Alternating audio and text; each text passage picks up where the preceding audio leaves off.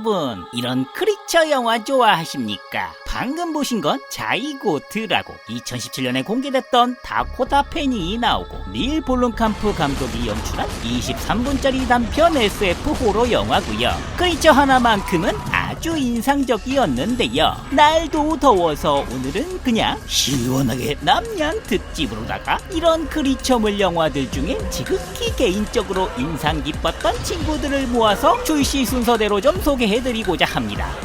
절대 덥다고 그림 그리기 귀찮았어서 그런 건 아니고요. 그럼 빠르게 출발하시죠. 먼저 1982년 더 싱, 한국말로 대충 번역하면 무언가 정도고요. 국내 개봉명은 괴물입니다. 춥고 외딴 곳인 미국 남극기지에서 어떤 미친놈이 개한테 총을 쏘며 쫓아옵니다. 이를 본 기지의 대원들은 저 미친놈이 귀여운 댕댕이한테 무슨 짓을 하는 거냐면서 사냥꾼을 처리하고 개를 구해주게 됩니다. 하지만 이것은 곧 재앙의 시작이었죠. 기쁨도 잠시, 이 개는 평범한 개가 아니라 알고 보니 외계에서 온 생명체였으니 금세 본색을 드러내게 됩니다. 밤늦게 소란스러운 소리에 사람들이 개집을 봤더니 그야말로 이곳은 이판사판 아사리판이 된 현장. 불로 태워버리고 대원들은 괴 생명체를 없앴다고 생각했지만 이 친구는 특수 능력이 있었죠. 바로 상대방의 세포를 그대로 복사해 외모를 똑같이 따라할 수 있었던 것. 이젠 개에서 사람으로 변해버렸기에 대원들 중 그 누구든 외계인으로 변했을 수 있다는 서로가 서로를 믿을 수 없는 불신지옥은 영화의 재미 포인트. 남극기지는 이제 내 겁니다 라며 일본의 기생수 미기가 있다면 원조 맛집은 바로 나라면서 현란한 개인기를 펼쳐주십니다. 무엇을 상상하든 그 이상, 아니 괴상을 보여주시는 망막을 옥죄이는 아스트럴한 비주얼과 내 눈앞에서 인체 신비전을 펼쳐주시는 건 기본. 너무나도 쫄깃쫄깃한 육질에 모짜렐라 치즈 마냥 쭉쭉 늘어나는 머리, 카멜레온도 울고 갈 현란한 현올림으로 기지를 대환장의 파티에 초대하시고 이것은 거미인가 사람인가 수줍게 나타나며 부끄럼을 타기도 하셨고요. 지금의 현란한 CG가 전혀 없이 아날로그 감성으로 이걸 구현해냈다니 놀라울 따름인데요. 2011년엔 리메이크가 되기도 했는데 이제 전문 CG가 더해지니 그 흉측한 모습도 업그레이드 돼서 이런 부비를 너무나 좋아하는 저절한 지옥의 안면 댄스씬을 연출하기도 하고 시리즈 특유의 화끈한 면상으로 시선을 강탈해 가셨더랬죠. 원작과 리메이크 양쪽 다 각자 특색이 있으니 둘 다 추천드려봅니다.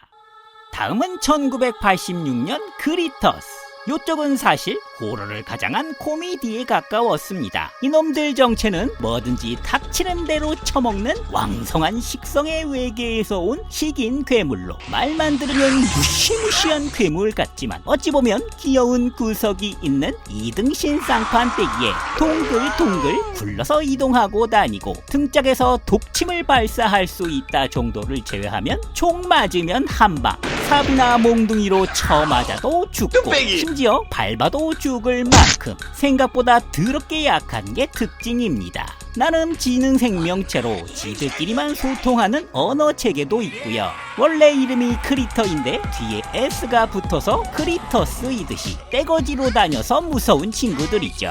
워낙에 우주에서 말썽을 일으키고 다녀서 얘네들을 전문적으로 소탕하는 외계인 사냥꾼이 지구로 파견되기도 했습니다. 보면 볼수록 펭구가 생각나는 귀염뽀짝한 외모에 베개 싸움도 좋아하는 장난꾸러기 인성이라 개인적으로 아주 좋아하는 친구들이었고요. 이 친구들이 궁지에 몰리면 하나 둘 모여서 필살기로 수십 마리가 뭉쳐서 떼굴떼굴 둥그런 모습으로 굴러다니면서 닥치는 대로 먹어치우는 기술도 가지고 있었습니다. TMI로 시리즈 3편에선 무려 레오나르도 디카프리오가 아역 시절 데뷔했었다고도 합니다.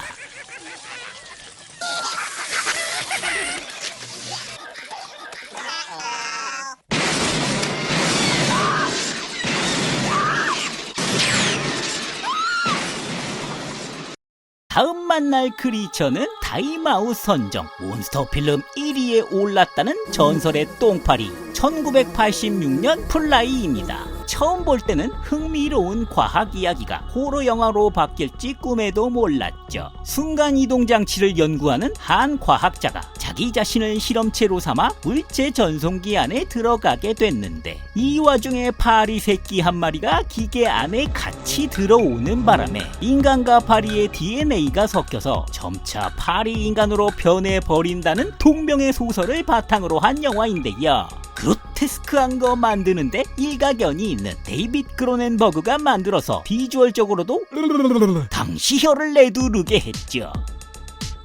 처음엔 파리 덕에 생각지도 못한 반사신경, 운동 능력과 신체 능력을 갖게 돼서 체조선수급 철봉 묘기를 부리고 잠깐 밝은 분위기로 연출됐다가 점차 성격은 포악해지고 뭐든지 설탕을 콸콸콸콸 부어먹는 혈당 과다 중독자가 됐으며 거울을 보는데 몸엔 두꺼운 돼지 털이 나기 시작하고 손톱이 빠지는 등 몸이 점점 곤충으로 변해가며 흉측하게 변해가더니 마치 파리처럼 음식은 소스 대신에 새하얀 소화액을 내뱉어 녹여 먹기 시작하고 나중엔 이성도 잃고 외관도 파리 인간 그 잡채로 변하고 파국을 맞이하죠.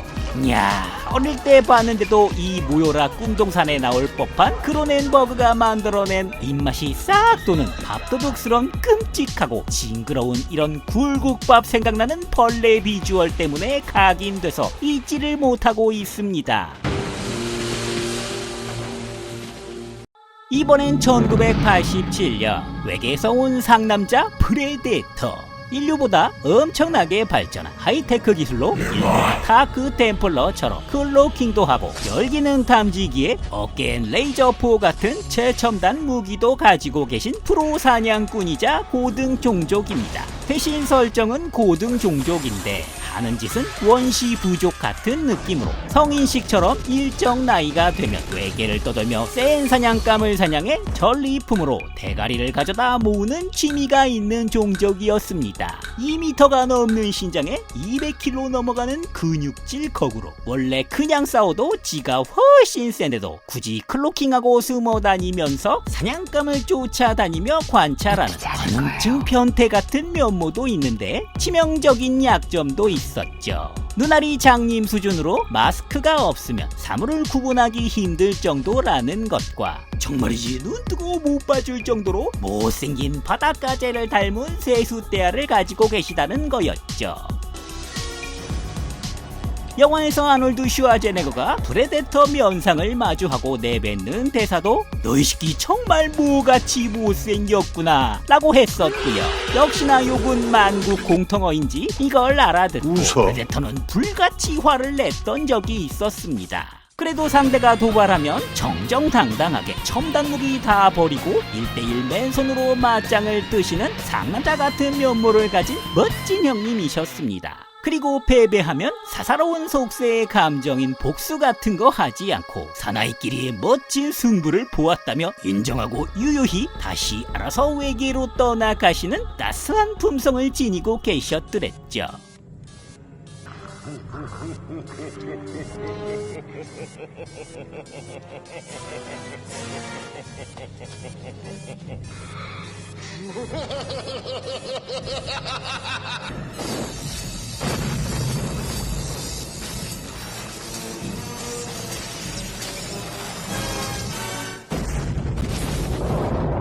그리고 같은 해 1987년은 외계 생명체 하면 1순위가 돼버리신 에일리언이 한국에서 개봉되기도 한 해였습니다. 원래는 북미에선 1979년에 개봉했지만요. 전체적으로 시커멓고 뼈가 배 밖으로 튀어나온 듯한 외관에 길쭉한 바나나 대가리를 가지고 있고 입속에 또 다른 입이 달려있는 데다 피까지 산성피로 쇠덩이도 녹여버리는 일명 외계 최강의 생명체 되시겠습니다. 제1 문제는 이놈들의 여왕이 낳은 알에서 부화한 손바닥 2개 붙여놓은 것처럼 생긴 기괴한 생명체죠. 일명 베이스허거라 불리는 새끼 생명체가 인간 같은 숙주의 얼굴로 궤돌에서 숙주에서 달라붙어 숙주한테 기생유충을 까놓고 이게 자라면 숙주의 몸을 뚫고 나와 무시무시한 성체로 바뀐다는 거였죠. 무엇보다 기괴한 거 좋아하셨던 HR 기거 선생이 2년 동안 공을 들이신 결정체인 만큼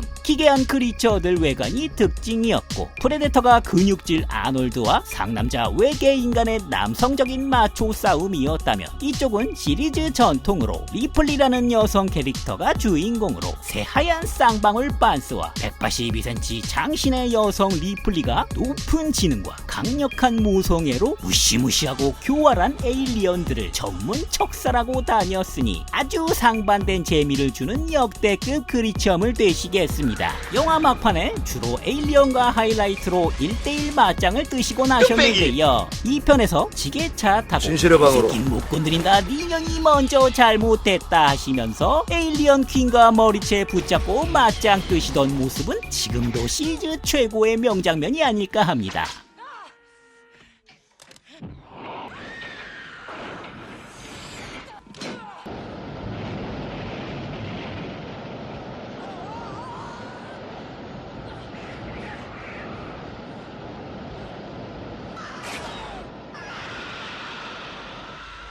안녕히 계세요, 여러분. 이 친구도 조만간 어느덧 시리즈 7번째 영화라죠. 올해 8월에 에일리언 로몰루스가 찾아온다고 합니다. 이쪽도 기대가 크네요.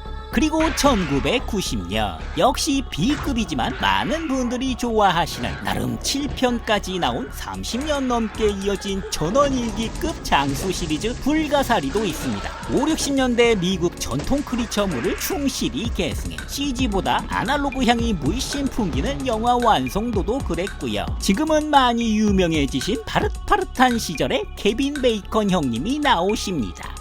처음엔 오늘만 사는 삼류 인생을 사는 못난이 형제의 로드무비로 시작해서 우연히 사건에 휘말리면서 우여곡절 끝에 괴물을 퇴치한다? 뭐 그런 스토리입니다. 이 영화는 특이하게도 어두운 밤에 나오는 크리처가 아니라 대낮에 햇빛이 쨍쨍 비추는 미국 남서부와 멕시코 쪽 사막에서 괴물이 출몰합니다. 전설의 땅속 동물로 오동통한 체형에 족수 달린 미더덕 닮은 벌레처럼 생겼으며 땅속에 살기에 눈도 코도 없지만 소리와 진동을 감지해 먹이를 추적하고 사냥합니다. 이런 불가사리가 나오고 초반엔 무방비로 당하지만 주인공들이 머리를 쓰고 함정을 만들고 중화기로 맞서 싸우다가도 중간에 또 학습한 괴물이 함정을 역이용하는 것까지 지금 봐도 1편은 정말 명작이었습니다만 1편만 유일하게 극장 개봉했고 나머지 2편부턴 몸값이 비싸진 케빈 베이컨 형님도 나오지 않으시고 저예산 비디오물로 전락했다가 나중엔 케이블 TV용 영화까지 내려가서 지금은 회생이 불가능해 보이기도 하는 안타까운 시리즈물 되시겠습니다. 다음은 2005년 디센트. 역시 땅속 깊은 곳에 사는 영국산 크리처들인데요. 불가사리랑 다르게 이 친구들은 빛이 있는 지상엔 나오지 않기 때문에 영화 톤이 아주 어둡습니다. 동굴 탐험을 떠난 6명의 여자들이 동굴에 갇혀 조난되면서 땅속 시면의 깊은 곳에 사는 미지의 괴물과 만나게 되고 폐쇄공포증을 불러일으킬 만한 고립된 곳에서 벌이는 사투를 그리고 있는데요. 저예산 영화를 캐릭터들 간의 우정과 트라우마 극복이라는 드라마 요소를 넣고 어두운 동굴 내부라는 소재로 갑갑하고 폐쇄적인 공간 활용을 기가 막히게 훌륭히 적용해낸 영화라 할 수 있습니다. 일명 골룸들이 단체로 사는 동굴이라 불릴 만큼 반지의 제왕 골룸을 연상시키는 외모의 크롤러라 불리는 생명체들이 살고 있으며 빛이 없는 곳에 살기에 장피함 따윈 없는지 전라의 패곡 같은 하얀 피부로 후각도 시력도 퇴화해 반대로 발달한 청각을 이용해서 먹잇감을 찾습니다. 명색이 괴물인데 여주인공한테 단체로 덤볐다가 트리플 킬! 역관광의 절단을 당할 만큼 수치스럽고 허약한 피지컬을 자랑하기도 하는데요. 막상 이 영화가 무서운 건 얘네들보단 출구를 못 찾겠다는 탈출구 없는 동굴이 더 무서운 거라. 알려지지 않은 동굴 탐험이 이렇게 무서운 거라는 경각심을 일깨워주시는 재난 영화기도 하고, 시종일관 칙칙한 어두운 영화 싫어하시거나 좁디 좁은 폐쇄공포증 싫어하시는 분들은 피해야 하는 크리처물 되시겠습니다. 그리고 오늘의 메인 디시, 2018년 소리 소문 없이 등장해 입소문으로 대박난 화이어트 플레이스입니다. 영화 완성도나 재미보다 신선하면 점수를 펑펑 때려준다는 그 로튼 토마토 점수 96%를 기록한 영화죠. 이 영화는 오프닝부터 10분 동안 관객들 멱살을 잡고 끌고 갑니다. 여기 세상이 멸망한 듯한 세계. 한 가족이 극도로 소리를 내지 않고 이동합니다.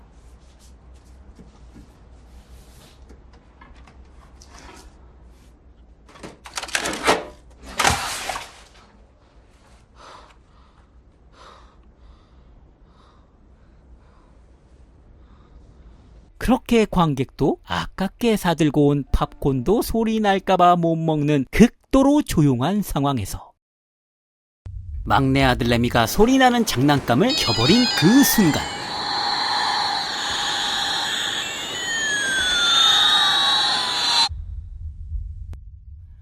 엄마는 곧 닥쳐올 공포감을 직감해 겁에 질린 표정을 하고, 아빠는 아들을 구해보겠다고 달려나가 보지만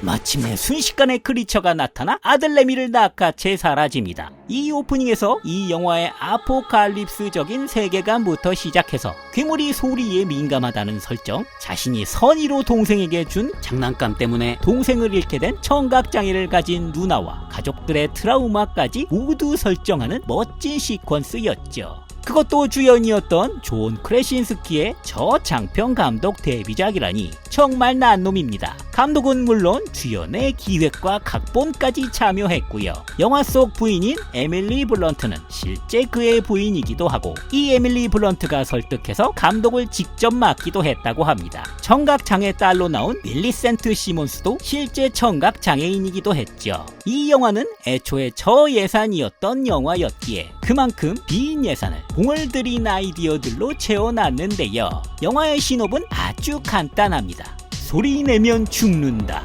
이렇게 영화 내내 소리라는 요소를 극한으로 표현하고 연출해냈습니다. 영화 속 외계에서 온 일명 데스 엔젤로 불리는 이 생명체는 시각은 퇴화해 눈도 없고 여러 마리가 존재하며 기다란 팔로 이동하는 사족 보행을 하면서 작은 기침 소리를 듣고도 나타나 사람을 찢어버릴 만큼 극도로 발달한 청각을 갖고 있습니다. 영화의 약점으로 어디서 어떻게 온 생명체라는 설명이 없고, 얘들이 뭘 먹고 사는지 등 돈 들어가는 요소들은 싹 사라져 있고요. 커다란 덩치지만 엄청 빠른 속도를 갖고 있고, 빛이 없는 행성에 살다가 고향 행성이 폭발했을 때 일부가 운석을 타고 지구까지 도착했는데도 강철도 찢어버리는 이놈의 튼튼한 외피 덕에 살아남아서 지구를 정복했다더라 하는 설정이라고 합니다. 이런 강력한 크리처에 대항할 생존 법칙은 세 가지죠. 첫째, 어떤 소리도 내지 마라.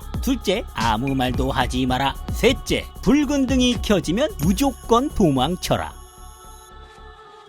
영화 속에선 가족이 괴물이 행여 나타나면 혹시나 떨어져 있을 가족들에게 소리내지 않고 알리기 위해 만들어 놓은 이 붉은 등은 참신한 아이디어이면서 서스펜스를 불러일으켰습니다. 이 밖에도 시끄러운 폭포에 가서야 가족들이 영화에서 처음으로 평범하게 대화를 한다거나,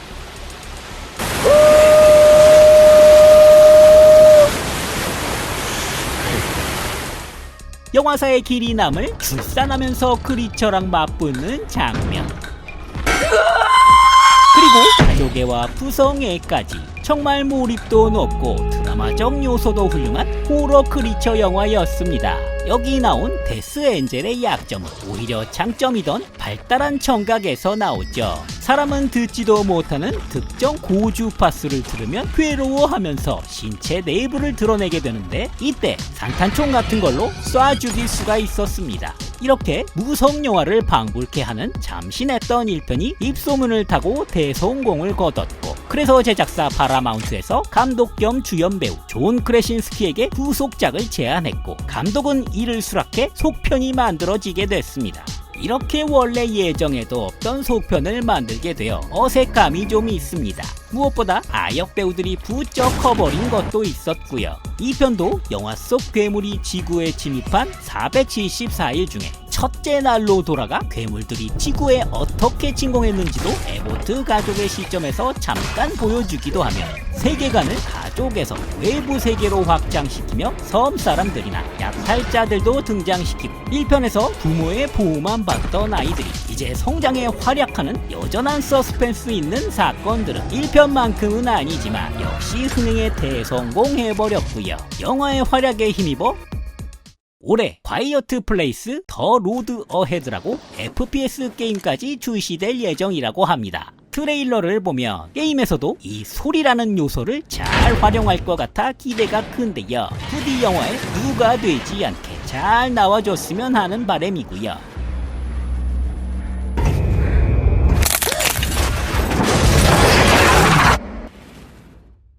이 콰이어트 플레이스의 약점으로 지적됐던 이놈들이 언제 어디서 생겨나서 지구로 와서 어떻게 지구를 정복한 거냐라는 의문을 해결해줄 스피노프 영화 콰이어트 플레이스 첫째 날이 2024년 6월 26일 바로 어제 미국보다 빨리 한국에서 개봉하네요. 시리즈 시간상 당연히 제일 처음이 될 거고요. 소리내면 공격하는 괴물들이 지구에 출현한 그 첫날을 그린 이야기니만큼 제작비도 제일 클 거고, 동시에 1, 2편을 만든 존 크래신스키가 참여하지 않았기에 우려도 되긴 합니다만, 모든 소리가 사라진 첫째 날이라는 카피가 너무 궁금해 저도 보러 갈 거고요. 여튼 기대하고 있습니다. 참고로 존 크래신스키는 시리즈 전통의 콰이어트 플레이스 3편을 열심히 만들고 있어 2025년 개봉이 목표라고 하니 시리즈 전체가 완결될 것 같아 이 또한 기대가 되기도 합니다.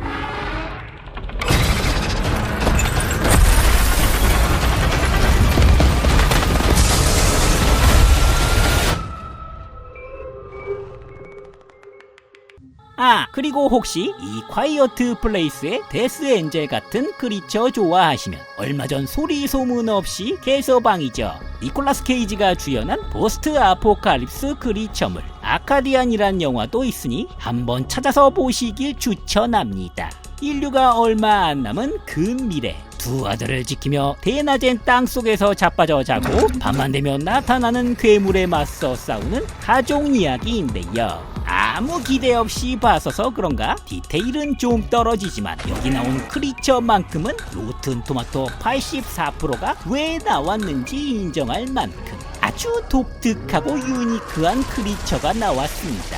하도 특이했어서 인상 깊었네요. 최신작이니까 구체적인 건 더 이상 자제하도록 하고요. 어떤가요? 더울 땐 그냥 무서운 크리처물 한 편 때리러 가보시죠.